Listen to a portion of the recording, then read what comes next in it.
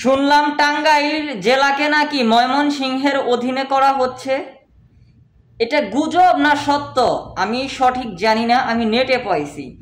আর যদি এমনটা হয়ে থাকে যে টাঙ্গাইলকে ময়মনসিংহ বিভাগের অন্তর্ভুক্ত করা হচ্ছে, এটা কোনো দিনই মানি না, মানব না। আমরা টাঙ্গাইলবাসী এর বিরুদ্ধে তীব্র প্রতিবাদ জানাই। প্রাণের জেলা টাঙ্গাইল বাংলার প্রাচীন ইতিহাস থেকেই ঢাকার সাথে ছিল এবং ভবিষ্যতেও থাকবে। আমি টাঙ্গাইলের বাসিন্দা, আমি তীব্র নিন্দা জানাই। কেননা টাঙ্গাইলের মৌলানা আব্দুল হামিদ খান ভাসানী, শাহজাহান সিরাজ এরা ছাড়া তো রাজনীতি অসম্ভব।